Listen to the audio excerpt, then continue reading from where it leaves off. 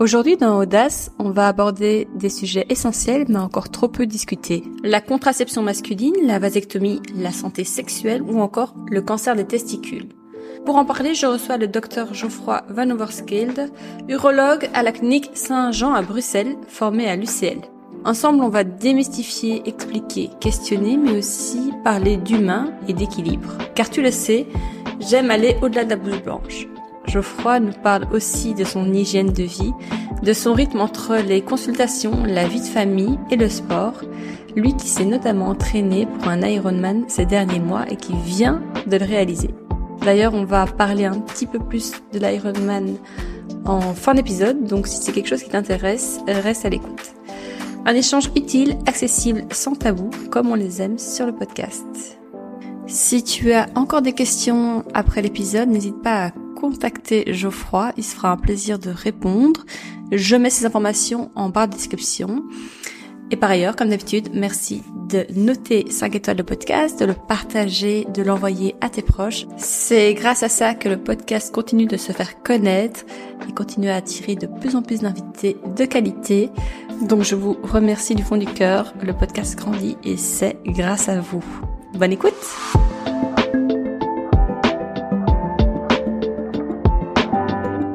Bonjour Geoffroy. Bonjour Chloé. Je t'appelle Geoffroy ou je t'appelle Dr Van Overskelde? Tu peux m'appeler Geoffroy. Les deux me vont, c'est toi qui décides. Comment tu vas aujourd'hui? Très bien, merci de me recevoir. Ça Avec plaisir. fait plaisir. Franchement, j'ai trop hâte de parler du sujet du jour, qui a été grandement demandé dans les auditrices. Je crois que c'est un sujet qui concerne pas mal d'hommes, mais de couples et de femmes aussi en soi. On va parler notamment de vasectomie, de contraception masculine, de cancer des testicules, et un petit peu, si t'es d'accord, de toi, de ta vie, de qui tu es. C'est parfait. Avant toute chose, Geoffroy, est-ce que je peux te demander de te présenter et de me dire pourquoi tu as choisi d'être médecin? Alors, donc je suis Geoffroy Van Overskelde, je suis urologue. J'ai 34 ans, j'habite à Bruxelles et je travaille aux cliniques Saint-Jean, dans le centre de Bruxelles. Pourquoi j'ai choisi d'être médecin? C'est finalement, mon père est médecin, donc j'ai toujours été un peu baigné dans le monde médical. Ma mère est pharmacienne, donc depuis que je suis tout petit, je baigne un peu dans ce monde-là. Donc probablement qu'il y a eu une influence de mes parents quand j'ai fait mon choix. Après, il y a plusieurs raisons. Je pense que j'ai toujours voulu avoir un travail avec un contact humain. J'aime bien le contact humain. Et aussi pour des raisons, j'ai toujours voulu avoir un travail entre guillemets avec une sorte de sécurité. Ok. Je sais que c'est honnête de le dire. A priori, on devrait avoir une sécurité. Je crois qu'on va toujours avoir besoin de médecins et c'est quelque chose qui globalement me rassure. C'est honnête de le dire. T'es fils unique? J'ai une sœur. Médecin aussi? Alors non. C'est la créative de la famille qui est partie dans autre chose ou quoi? Alors, elle, au contraire, elle a eu une vision un peu différente que moi. Ouais. Le fait de baigner un peu dans ce monde médical, ça l'a un peu dégoûtée, je pense. Elle aime pas trop entendre parler de médecine quand je suis avec mon père, par exemple, et qu'on parle un peu boulot. C'est pas quelque chose qui la branche trop. Et du coup, elle a fait des études de communication. Et voilà, une voie totalement différente. Ok. Donc voilà. Ton papa, urologue aussi? Non, il est cardiologue. Cardiologue, ok, très bien. Écoute, est-ce que on peut jumper dans le sujet un peu spécialiste? Ensuite, on reviendra sur toi et ton équilibre vie pro et perso. Tu as un profil atypique, assez sportif, sociable, je vais pas dire fêtard. C'est vrai, non, ça... Non, j'ai hâte de voir comment tu as réussi à combiner des études de ce niveau-là avec une vie très active. Avant ça, on va parler de contraception masculine. Est-ce que tu peux nous expliquer simplement quelles sont aujourd'hui les principales méthodes de contraception masculine, et celles qu'on utilise principalement en Belgique et puis à l'étranger et celles qui sont peut-être en recherche actuelle? Ouais, alors en Belgique, actuellement, il existe 3 méthodes contraceptives qui sont vraiment efficaces et validées. C'est important le côté aussi validation. La première méthode contraceptive masculine bien connue, c'est le préservatif, l'utilisation du préservatif. Bon, tout le monde connaît, mais c'est une méthode qui est très efficace et totalement validée. On a ensuite une méthode dont on entend de plus en plus parler, qui est la vasectomie, une méthode chirurgicale sur laquelle on va revenir. Et enfin, une méthode, parce que je parle de méthode validée et efficace, qui est un peu moins chouette, qui est l'abstinence. Oh, même pas le retrait? Le retrait, c'est pas vraiment efficace. On va peut-être y revenir. OK, l'abstinence. OK, super. Mais c'est moins chouette. Ouais, en effet. Hem, ouais, voilà, tu l'as dit, les fiabilités, comment ça fonctionne. Bon, on connaît ces grands moyens-là qui sont assez répandus. Toi, en tant qu'urologue ici en Belgique, quelles sont les méthodes que tu vois le plus souvent utilisées? Et est-ce que, par exemple, la vasectomie est fréquente ou de plus en plus fréquente? Est-ce que tu vois des évolutions de mentalité chez tes patients? Ben, en tant qu'urologue, il est vrai que la méthode à laquelle je suis le plus souvent confronté, c'est la vasectomie. Parce que les patients viennent nous voir pour avoir des informations à propos de la vasectomie ou pour planifier l'intervention. C'est vrai que les patients viennent pas nous voir pour avoir une ordonnance, pour acheter une boîte de préservatifs. Du coup, c'est vraiment la méthode contraceptive à laquelle on est le plus souvent confronté. Je vois vraiment une assez nette évolution. Oui. Et c'est un peu comme ça partout en Europe globalement. On voit vraiment que les mentalités ont changé. Il y a de plus en plus d'hommes qui veulent prendre leur part de responsabilité au niveau de la contraception. Et donc, il y a pas mal d'hommes qui sont prêts à passer le cap et à faire une vasectomie, ou en tout cas, plus sérieusement l'envisager et venir poser des questions. Est-ce qu'il y a d'autres méthodes qui sont en stade de recherche? J'entends parfois parler de la pilule pour hommes. Tu peux nous en dire un peu plus? Alors, c'est vrai qu'il y a des méthodes qui sont, on parle de méthodes, de pilules, masculines, hein, par exemple hormonales. Il y a des choses qui sont en cours de recherche, mais pour le moment, il y a rien qui est vraiment, validé ou qui est commercialisé, toujours en cours d'étude. Le principe, c'est globalement, basé sur, une utilisation de testostérone qui, par un mécanisme assez complexe, va finir par, empêcher la spermatogenèse. La spermatogenèse, c'est la production de spermatozoïdes au niveau des testicules. Mais cette méthode n'est pas encore, commercialisée. On n'a pas encore beaucoup de recul. Probablement qu'il y a un des freins à ce niveau-là, c'est qu'on sait que c'est une méthode qui va sans doute avoir, tout comme chez la femme, des effets secondaires. Et qui dit effets secondaires dit qu'il y aura peut-être très peu d'intérêt du public pour ces méthodes et donc moins d'argent. Et on sait que l'argent est maître au niveau, Ouais. à ce niveau-là. Et donc, voilà, pour le moment, il y a encore rien à ce niveau-là. Parlons alors vasectomie, ce qui est le plus, courant, de nos jours. D'abord, toi, en tant que spécialiste, comment tu expliques que la mentalité des hommes ou des couples change? Parce que je pense que c'est pas seulement les hommes, c'est aussi parfois les femmes qui voudraient, ou qui aspirent à ce que la charge de la contraception aille dans l'autre sens. Toi, soc oui, d'un point de vue sociétal, comment tu l'expliques? Ben, je pense que, il y a eu, depuis des années, hein, maintenant, c'est toujours la femme qui a pris La pilule? la pilule et cetera, sa part de Ouais. responsabilité, à la contraception, et on voit que les mentalités changent, notamment à cause des effets secondaires. On a aussi envie, beh, d'équilibrer les différences, entre, les hommes et les femmes. Et du coup, il y a pas mal d'hommes qui veulent passer le cap.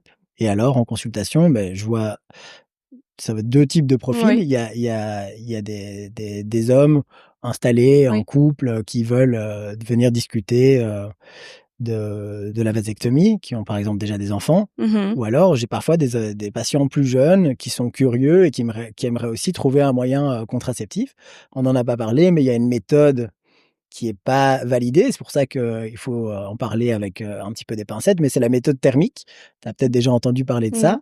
C'est, une méthode qui consiste, via l'utilisation soit de slips chauffants ou alors d'anneaux en silicone qui permettent de remonter les testicules dans les canaux inguinaux, qui sont des canaux qui relient le scrotum, donc la poche dans laquelle se trouvent les testicules, et le reste du corps, qui permet, en augmentant la chaleur au niveau des testicules, d'empêcher la production de spermatozoïdes. Donc, pour produire des spermatozoïdes, les testicules ont besoin d'être à une température un peu plus basse que la température corporelle. C'est pour ça qu'il se trouve dans le scrotum, qui est une petite poche qui permet qu'il soit à une température plus basse. Et donc, l'utilisation de cette méthode, en augmentant la température des testicules, on va empêcher la production de spermatozoïdes. Cette méthode, beaucoup de patients, cette méthode est en fait disponible. Donc, on peut, sur Internet, par exemple, acheter les anneaux, etc. Mais cette méthode n'est pas validée par les autres instances. Et c'est pour ça qu'en tant que médecin, je peux, en tant qu'urologue, discuter avec les patients, je peux leur donner des renseignements, je peux les examiner, voir s'il n'y a pas une contraception à l'utilisation de ces méthodes. Maintenant, je ne peux pas vraiment les pousser à utiliser ces méthodes parce que éthiquement, moi, je ne peux pas pousser un patient ou l'encourager à utiliser une méthode qui n'est pas validée par les hautes instances. Ça, je ne peux pas. Donc voilà, mais le patient peut prendre entre guillemets la responsabilité d'acheter son anneau sur Internet, qui n'est pas du coup un dispositif médical, et l'utiliser voilà, à des fins contraceptives. Mais voilà, ça reste un sujet un peu touchy, c'est pas validé, c'est pas dispositif médical, donc voilà, encore un peu en cours d'étude, mais voilà, c'est quelque chose de disponible, mais que je peux pas encourager. Concernant la vasectomie, tu peux nous décrire, nous lister les étapes entre la première visite d'information et puis l'opération et le post-op? Ouais, bien sûr. Du coup, la première étape, c'est le patient qui vient te voir en consultation. Un patient qui vient avec beaucoup de questions. Alors ici, la première étape, ça va être déjà d'expliquer au patient ce que c'est la vasectomie. Aussi, quelque chose qui est assez important, c'est d'essayer de comprendre un petit peu à qui on a affaire, en posant des questions, savoir si le patient y pense depuis longtemps, est-ce qu'il a déjà des enfants, Son est-ce qu'il est âge? en couple, son âge bien entendu, voir quel âge aussi a sa partenaire, ça pourrait, est-ce qu'il a des enfants avec la partenaire actuelle ou avec quelqu'un d'autre, et donc comprendre un petit peu les motivations du patient. Le but, c'est, en posant certaines questions, d'essayer de voir est-ce que le patient pourrait avoir certains regrets et essayer d'anticiper ces regrets-là. Alors, en Belgique, il n'y a pas on n'a pas une obligation légale à laisser un temps de réflexion au patient. Ah oui, d'accord. Par exemple, le patient vient, s'il me dit qu'il a la décision mûrement réfléchie, on pourrait, le jour même, planifier l'intervention. Ah oui, OK. En France, par exemple, dans d'autres pays, il y a des délais de réflexion qui sont légaux, où on doit replanifier quelques mois plus tard une consultation. En Belgique, c'est pas le cas. Le patient nous dit qu'il y a bien réfléchi, on le croit. Donc voilà, ça c'est la première étape, c'est discuter avec le patient, comprendre ses motivations. Ensuite, aussi l'examiner, sentir les canaux qu'on va devoir opérer, voir si on pourrait en principe le faire sous anesthésie locale, ce qui est la grande majorité des cas, mais parfois chez certains patients qui ont des antécédents chirurgicaux ou autres, mieux vaut malgré tout faire une anesthésie générale. C'est rare, mais ça arrive. Et ça, c'est la première consultation. Donc, une bonne anamnèse, comme on dit, une bonne discussion, des explications, un examen clinique, et après, on va planifier l'intervention. Donc, on trouve une date, on ouvre son agenda, on trouve une date avec le patient. Si nécessaire, ça arrive parfois après discussion, on se rend compte que c'est pas mal de laisser un petit délai. Donc, voilà, ça, on peut éventuellement se dire, on en reparle dans quelques mois si le patient, après avoir discuté, souhaite réfléchir encore un petit peu. Une étape aussi importante, c'est de proposer chez certains patients, lui proposer d'éventuellement faire ce qu'on appelle une cryopréservation. Ouais. C'est-à-dire de pouvoir congeler du sperme, entre guillemets. Et donc, là où je travaille, dans l'hôpital Saint-Jean, on participe à une large étude qui permet d'essayer de trouver des critères de regret et en fonction de ces critères, proposer aux patients de faire une cryopréservation. Donc voilà, ça fait partie des étapes importantes de la première consultation. Ensuite, on trouve une date. Et puis, je sais pas si tu veux Ouais. que je te parle de Oui, ça oui, on va aller sur l'opération en tant que telle, puis le poste. Tu recommandes, toi, de faire cette cryoconservation? Alors, en tout cas, j'en parle, ça c'est sûr. Alors, est-ce que je recommande? Comme je te dis, on essaie de trouver Mmh. certains critères pour savoir chez quel patient ça serait vraiment intéressant de peut-être insister un peu plus.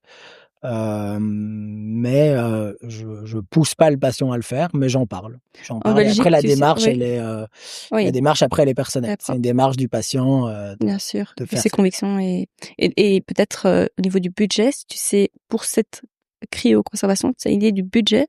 Alors là, il y a, d'abord une 1re, faut prendre, une consultation dans un centre qui réalise cette cryoconservation.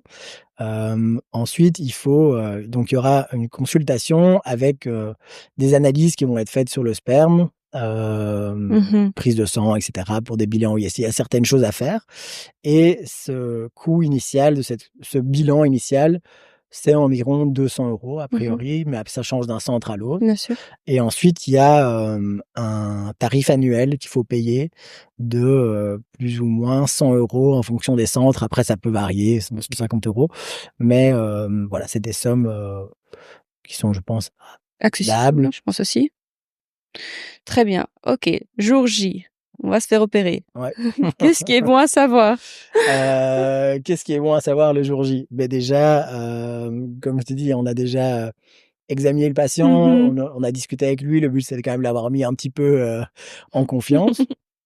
L'opération, ça se fait quand même dans des bonnes conditions. C'est-à-dire, on va pas faire ça, à Sur l'arrache au sur le coin cabinet. d'une table. On fait Les ça. hommes sont très stressés, hein, par rapport à cette zone. Donc Oui, c'est moi, ça, j'en mais parle dans bon, mon entourage, c'est vraiment, plein de questions que je vais te poser après, ouais, mais bien c'est sûr. vrai que c'est une angoisse pour les hommes. Ouais, ouais, ça reste, quelque chose d'un petit peu angoissant, donc c'est important d'avoir bien expliqué ce qu'on va faire. On va en salle d'opération. Mmh.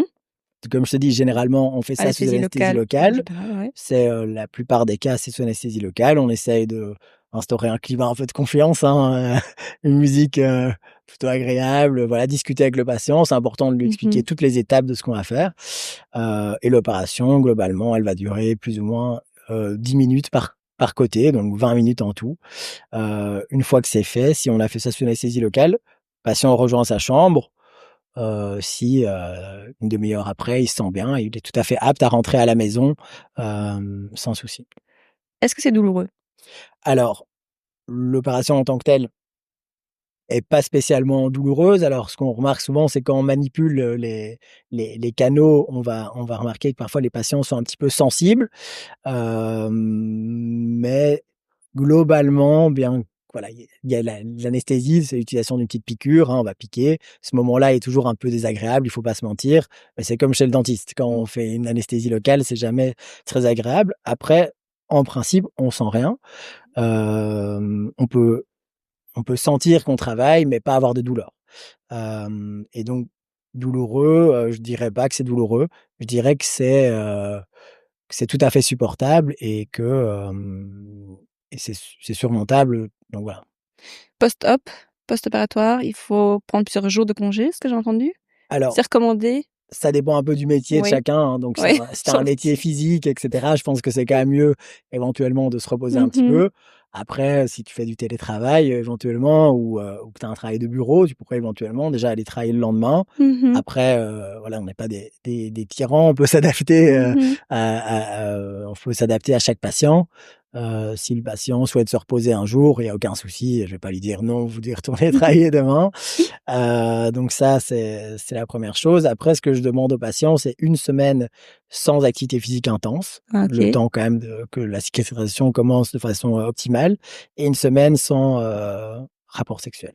OK, j'allais te demander, est-ce que c'est fiable et combien de temps on doit attendre avant qu'on soit sûr que plus de risque? Alors, la vasectomie, donc c'est, une méthode qui est très, très fiable. D'accord. Donc, l'efficacité, elle est de 99,9. Ah ouais. Il y a jamais de 100% en médecine, donc on va pas dire 100% aux patients, mais c'est vraiment une méthode qui est très efficace. Après l'opération, il faut un certain délai durant lequel on continue d'utiliser un moyen de contraception. D'accord. Ce délai, c'est, d'environ 3 mois, 3-4 mois. En fait, il faut plus ou moins 25 à 30 éjaculations après l'opération pour éliminer les spermatozoïdes restants qui étaient encore dans les canaux. Hem, Après ce délai-là, on va faire ce qu'on appelle un spermogramme. C'est une Oui. analyse de sperme Mmh. et cette analyse doit confirmer que, le patient est stérile. Une fois qu'on a la confirmation, on donne, le feu vert au patient pour qu'il arrête, la contraception. Mmh. Je tilte, hein, 3-4 mois, 25 éjaculations. Ça peut être plus rapide que 3-4 mois, non? Ça peut être plus rapide, ça dépend d'un patient à l'autre. Et non, mais bref. Ça peut Est-ce que la ça libido dépend. ouais, est-ce que la libido est impactée? Alors, c'est vrai que c'est une crainte, hein, les patients qui viennent nous voir par rapport à la vasectomie, ils ont souvent des craintes par rapport, à Mmh. l'érection, la libido, la production de testostérone. En fait, pas du tout. C'est pas du tout impacté. Lorsqu'on, réalise la vasectomie, on va uniquement toucher donc, ce qu'on appelle le canal déférent. Je t'expliquerai après, si tu veux, plus en Oui. détail l'opération, mais on ne touche pas du tout au testicule en lui-même et donc on va pas impacter la production de testostérone notamment, qui influence fortement sur la libido. On touche pas non plus aux nerfs de l'érection, par exemple. Tout ça est vraiment, sans danger. Il y a aucun risque par rapport à ça. Est-ce que, est-ce que la vasectomie est réversible? Alors, c'est très important, ça c'est vraiment une chose sur lequel, on insiste quand on voit le patient en consultation, c'est d'insister sur le caractère définitif de l'opération. Ça, c'est vraiment super, super important. Alors, si on se renseigne un petit peu, on peut vite comprendre qu'il existe quand même une opération qui s'appelle la vasovasostomie, qui permet de reprendre les bouts de canaux qu'on a coupés et les remettre ensemble. Maintenant, cette opération, ses taux de succès sont assez limités. On voit que en fonction du timing post-vasectomie à laquelle on réalise cette opération, qu'au plus loin on se trouve de l'opération initiale de la vasectomie, au moins on a de chances d'avoir une grossesse par la suite. Mmh. Et donc, c'est pas idéal de compter dessus. Donc il faut vraiment partir du principe que c'est définitif. Et ça, vraiment, on insiste, fortement auprès de nos patients. C'est vraiment la chose la plus importante qu'il faut dire à son patient, en Mmh. consultation, c'est que c'est définitif et que ça doit du coup être vraiment bien réfléchi. Est-ce qu'il y a des, critères où vraiment tu proscris l'opération? Alors, pas vraiment proscrit parce qu'en soi, c'est pas spécialement ma décision. Maintenant, il y a certains patients, comme je te disais, chez qui je vais vraiment accorder un délai de réflexion supplémentaire. Pour moi, ce qui est vraiment très important, c'est un patient jeune Oui, qui a pas d'enfant. oui. Je pense que la vie est longue et faite de différentes surprises. Et donc, je leur accorde toujours un délai de réflexion supplémentaire et après je pourrais très bien refuser de faire l'opération. Je suis pas, obligé de le faire, donc si jamais on va dire que l'indication, je la sens pas trop, je pourrais toujours éventuellement refuser de le faire, si je suis pas en accord Mmh. avec ça. Tu connais une fourchette de prix pour l'opération? Alors l'opération, ce qu'il faut savoir, c'est qu'elle est couverte, donc, elle est remboursée, Ah! elle est prise en charge cette opération, donc elle est remboursée, donc, OK. voilà. OK. Je pense qu'on a vu globalement un petit peu toutes les questions autour de la vasectomie. Mmh. Hem, on pourrait parler du cancer des testicules qui est, malheureusement, en fait assez, je trouve méconnu et assez présent chez les jeunes hommes. Mmh. Enfin, tu me diras. Tu peux nous décrire la maladie, hein, dans les grandes lignes? Qu'est-ce que c'est? Alors, le cancer du testicule, c'est une maladie c'est un cancer qui est en fait, assez rare. Donc c'est Ah! un cancer qui est en Belgique, qui touche, environ 300 à 500, nouveaux cas par an, OK. ce qui est quand même assez rare Ouais. par rapport à d'autres cancers. Mais c'est un un cancer qui a un pic d'incidence, donc c'est-à-dire qu'on voit, qui est le plus souvent chez les jeunes hommes. Donc Mmh. souvent le pic d'incidence, il est de 15 à 30 ans. Et ça, c'est vraiment donc c'est un cancer de jeune homme. C'est un cancer qui est rare globalement, mais c'est un des cancers, numéro 1 du jeune homme. Oui, c'est dingue parce que moi, même dans mon entourage, j'en ai déjà deux hommes qui Mmh. l'ont eu. Bon, Mais voilà, après, voilà, mais c'est on voit, malgré tout que dans les pays, industrialisés, on voit qu'il y a une légère tendance, à la hausse dans les statistiques par rapport au diagnostic de ce cancer-là. Comment tu l'expliques? Probablement suite à l'utilisation de pesticides et des choses comme ça qui pourraient avoir une influence sur l'apparition de certains cancers. C'est comme ça qu'on l'explique. Après, il doit y avoir beaucoup de choses, des facteurs environnementaux, et cetera. Le GSM dans la poche, fausse idée? Tu te prononces pas? Je me prononce C'est pas. peut-être pas assez de recherche. Quels sont les signes ou les symptômes qui doivent être, vraiment, nous alerter? Alors c'est un cancer qui en fait, donne très peu de symptômes. Ouais. C'est ça son caractère un petit peu insidieux. Ça donne très peu de symptômes, c'est plutôt en se palpant qu'on va sentir que le testicule, vraiment au niveau du testicule même, on va sentir une induration, donc quelque chose de dur, un petit peu comme un caillou qui est inhabituel. C'est pas spécialement, douloureux, ça va pas spécialement donner, d'autres symptômes, si ce n'est le fait que c'est dur. Éventuellement, hein, certains patients décrivent une petite gêne ou autre, mais c'est souvent juste le fait qu'en s'examinant, on sent qu'il y a quelque chose de différent, que c'est plus dur. Et donc voilà, de toute façon, je pense que ça vaut la peine, quand on a un doute, ça vaut toujours la peine de venir consulter un urologue si on a senti quelque chose d'anormal, même si à la rigueur, on a une petite gêne, inhabituelle, mieux vaut une consultation en trop, C'est ce que tu recommandes? Donc bah, parce que c'est nous, quelque chose oui. que je vois souvent et en plus, on sait que chez les hommes, beh, dès que ça touche à ces Mmh. parties-là, il y a Mmh. un côté un petit peu angoissant. Donc, je pense que mieux vaut avoir une consultation, qui sera éventuellement, dans la majorité des cas, plutôt rassurante, mieux vaut le faire, que passer à côté de quelque chose ou d'avoir une Mmh. angoisse permanente par rapport à ça. Le diagnostic, il est rapide. Quand on voit l'urologue, déjà souvent, rien qu'en palpant, on Mmh. peut faire le diagnostic. On fait une échographie et sur base de l'échographie, le diagnostic est fait. Mmh. Est-ce que tu penses que le rôle du stress, du sommeil, justement de l'alimentation, tout ça joue vraiment sur notre santé et la santé des hommes en particulier? Bien sûr, je pense que, il y a beaucoup de données maintenant, c'est de plus en plus connu par rapport à l'influence, à l'impact qu'a le stress sur la santé. On va voir que ça va faire certaines modifications, hormonales, ça peut influencer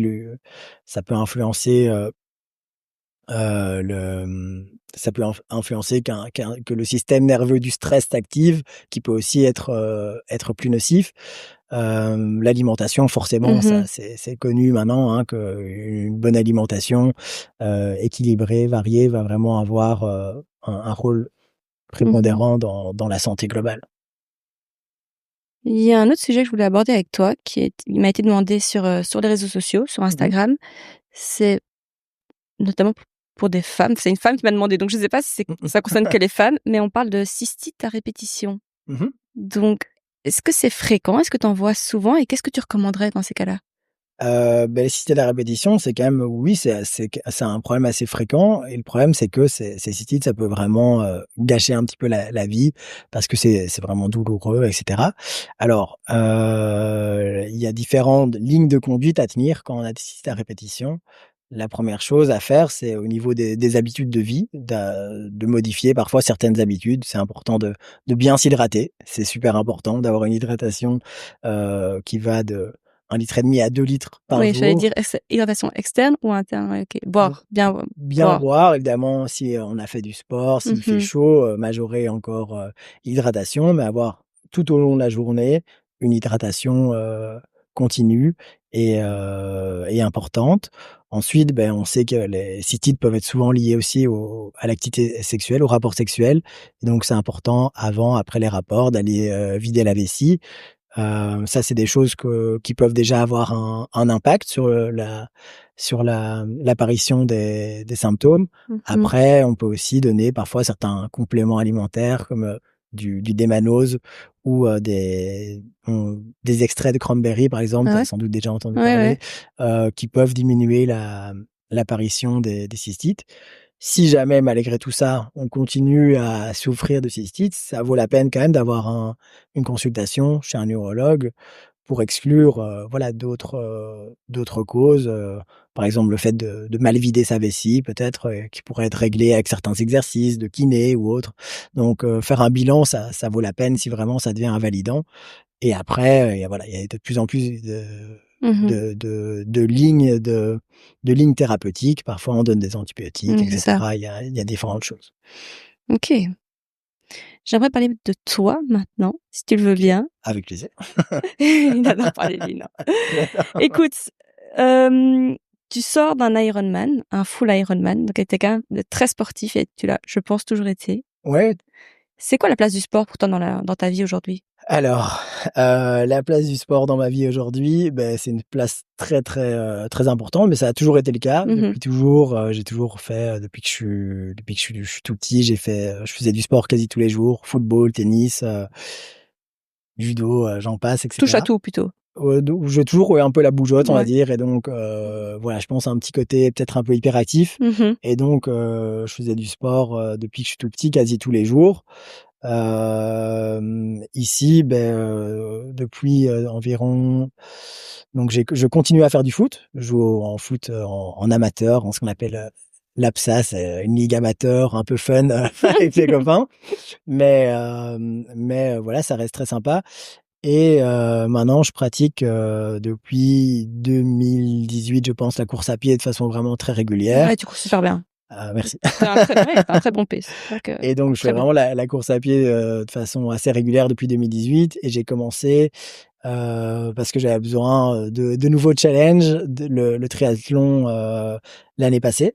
Ah oui, seulement. Ouais, ça fait 1 an que j'ai commencé, enfin 1 an et demi. Ouais. J'avais l'année passée fait un demi Ironman, donc le format, L du triathlon et cette année j'ai fait il y a 2 semaines en fait, j'ai fait le full distance. C'était un sacré challenge, une sacrée aventure. 8 mois de préparation, des semaines très chargées à 15 heures d'entraînement, Mmh. donc ça évidemment, ça a pris une très, très grande place actuellement dans ma vie. C'est un mais voilà, je veux pas continuer à ce rythme-là éternellement. C'était vraiment dans un objectif de préparation. Ici, je vais reprendre une activité plus, avec un peu moins de pression, on va dire, mais Mmh. malgré tout, ça reste Oui. quasi tous les jours du sport. Oui, et quand on voit tes performances, ça te démange pas de te dire, tu vois: «Je tente» ou Ben en tout cas, ici, voilà, je pense qu'un un petit peu de repos, s'impose parce que ouais, c'est vraiment très énergivore. J'ai mis vraiment beaucoup d'énergie. C'est, s'entraîner 2 fois par semaine, après le boulot, le week-end. En fait, la vie vraiment, à un moment tourne quasi plus qu'autour de ça. 2 fois par jour? Heu, Tu dis ouais, 2 fois par jour, ouais. tu disais 2 fois par semaine? Ah non, non, non, pardon, ouais, 2 On fois n'a par pas jour. fait un Ironman en s'entraînant 2 fois Non, non, semaine, non, non, 2 non, fois c'est par 2 fois jour. par Ouais, jour, matin, soir, ouais. c'est des entraînements vraiment, ouais, 2 fois par jour, tous les jours, sur le temps de midi, après la journée de boulot, le week-end. Vraiment, ça prend beaucoup de place. J'ai adoré faire ça. J'ai adoré parce que moi, j'adore, structurer un petit peu ma vie autour de ça.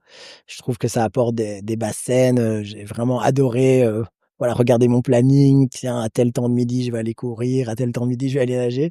Et j'ai adoré faire ça, mais maintenant, voilà, je sais que c'est aussi, voilà, il y a d'autres choses. Mmh. Donc pour le moment, je vais faire un petit break, par rapport à ça et puis après, ben, on va voir. Peut-être que dans Mmh. l'année prochaine, je vais me retrouver un challenge parce que j'adore fonctionner par Mmh. challenge. J'adore fonctionner par challenge. J'adore me dire: «Tiens, l'objectif, ça sera un marathon, un semi», peu importe le challenge, mais ça me permet vraiment de me structurer, à vrai dire et cette structure, je pense que j'en ai besoin parce que sinon j'ai un petit côté, comme je te dis, un peu, Hyperactif? hyperactif et je vais peut-être tourner un peu mon hyperactivité vers la fête Mmh. On va y venir et justement. heu et Ouais. c'est pas que c'est mal de Mmh. faire la fête, mais voilà, j'aime bien, trouver dans le sport un moyen d'équilibrer, ma vie pour,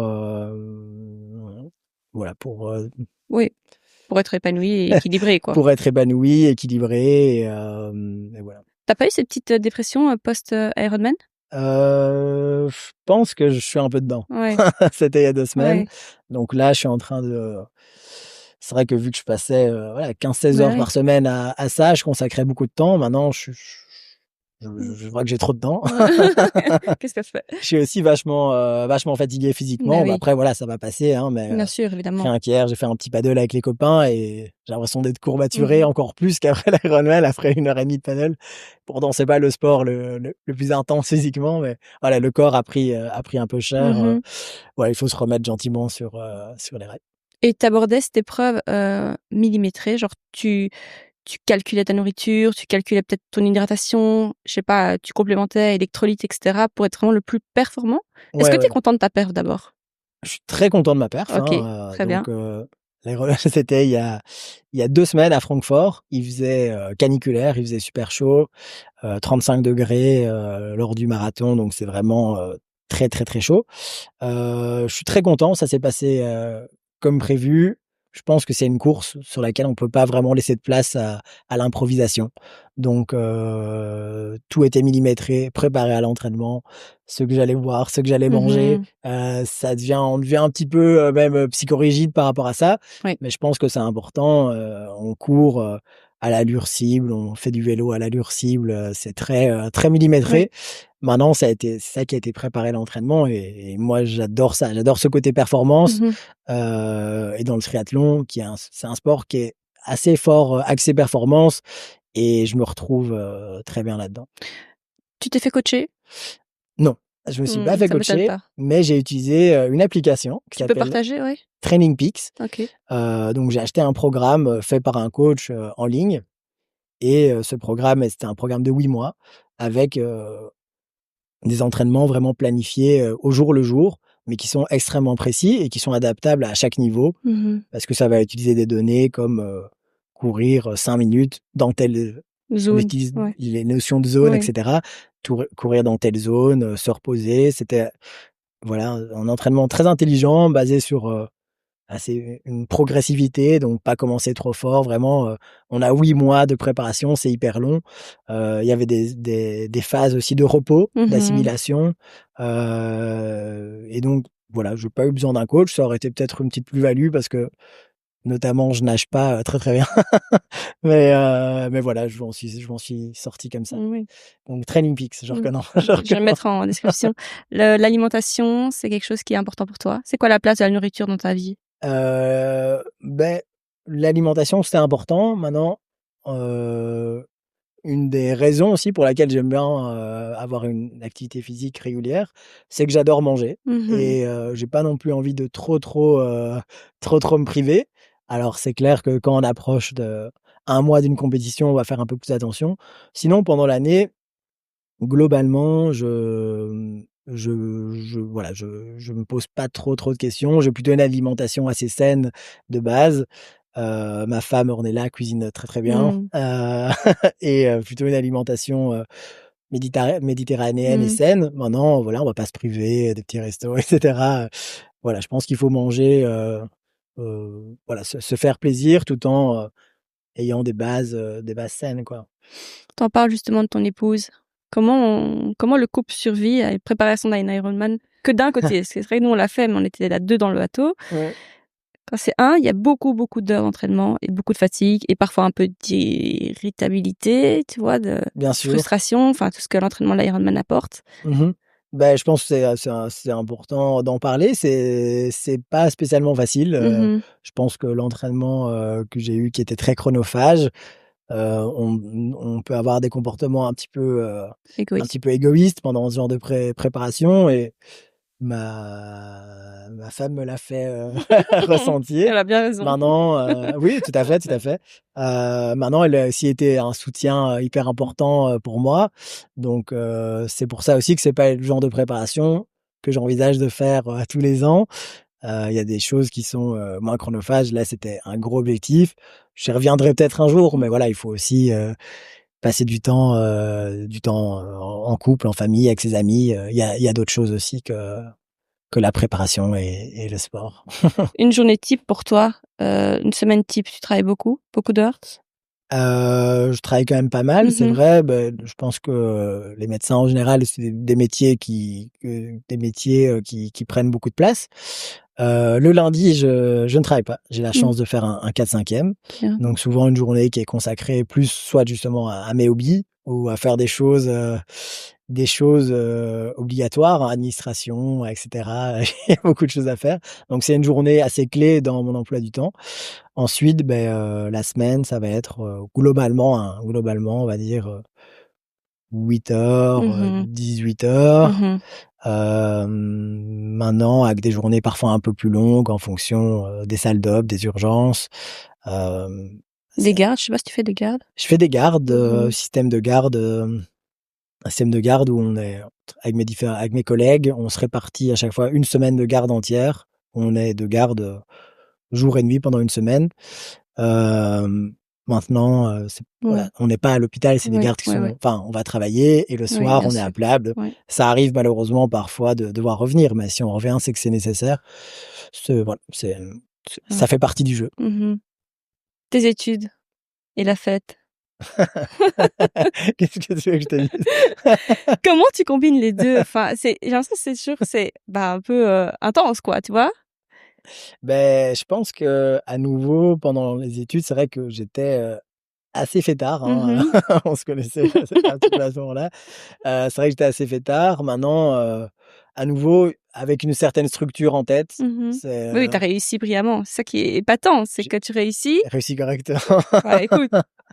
Mais voilà, avec toujours un peu une structure en tête, Mhm. c'est se dire que voilà, on va passer des moments entre amis à faire la fête, et cetera, mais aussi se forcer à d'autres moments à étudier, à voilà, pas laisser le temps «filer» entre guillemets. On avait des semaines en fait assez structurées avec ma bande d'amis de médecine où c'était souvent début de semaine très studieux. On allait en bibliothèque, on bossait, et cetera, et puis bon, à partir du mercredi, jeudi, heu, on faisait un peu plus la fête. Mhm. Ouais. Pour terminer, j'aimerais te demander ton avis. Qu'est-ce que tu conseillerais, toi, à 2 choses. Déjà, aux hommes qui se posent des questions sur différents moyens de contraception existants. Est-ce que on enlève la casquette de médecin? Bon. Mmh mh. Toi, en tant qu'homme, Mmh mh. c'est quelque chose que t'envisagerais, la vasectomie, ou pas, ou autre, ou attendre simplement que d'autres moyens arrivent, soient commercialisés? Je pense que comme je te disais, ça dépend un petit peu du profil du patient et de son âge. Je ne vais pas conseiller à un Mmh. patient de 20 ans, de réaliser une vasectomie. Je trouve que Que c'est trop tôt? ça serait peut-être un peu tôt. Après, on n'a peut-être pas non plus même la maturité pour avoir, compris les tenants et aboutissants de ce geste définitif, hein, dont on a parlé. Mmh. Maintenant, personnellement, j'ai pas d'enfant. Mmh. J'ai un chat.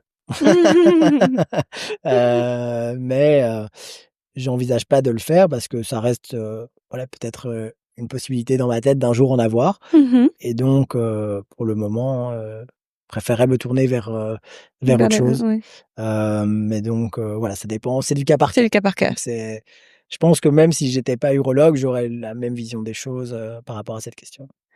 Et toi, sur le plan humain de l'homme, qu'est-ce qu'on peut te souhaiter pour la suite? On a fait l'Ironman, on a checké ça. Mmh. C'est quoi le prochain, projet? Vu que tu te nourris, de projets. Le prochain projet, je te dis, pour le moment, c'est je pense, reconnecter peut-être un peu plus avec, Ton mes épouse. amis, Ah. voilà, Mmh.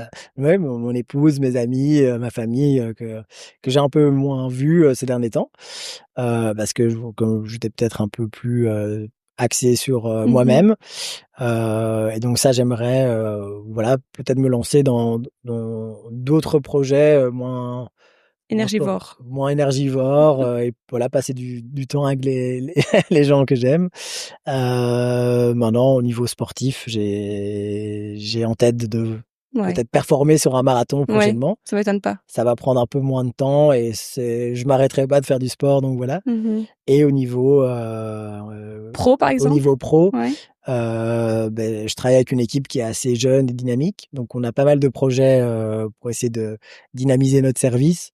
Et c'est vrai que, voilà, m'investir peut-être un peu plus dans les projets, de ma team, c'est aussi quelque chose que j'aimerais faire, vu que c'est vrai que ces derniers temps, j'avais un peu moins d'énergie à mettre dedans, Mmh. mais voilà, donc plutôt me tourner, mettre un peu plus d'énergie pour mes proches et pour mon boulot, et tout en gardant le sport quelque part, hein, mais un peu moins marqué. Je mettrai tes coordonnées, tes contacts en barre de description, bien sûr. Parfait. Que les messieurs et les couples n'hésitent surtout pas à au moins te consulter pour avoir de l'information. Je suis tout à fait disponible à recevoir des couples, des jeunes hommes, des hommes plus âgés, peu importe, pour répondre à leurs questions. Merci beaucoup, Geoffroy. Merci à toi, merci de m'avoir reçu. Et voilà, c'est la fin de cet épisode. J'espère que vous l'avez aimé. Si c'est le cas, n'hésitez pas à le partager autour de vous, à nous laisser un petit commentaire ou une note 5 étoiles sous votre plateforme d'écoute préférée. Et je vous dis à la semaine prochaine pour un nouvel épisode.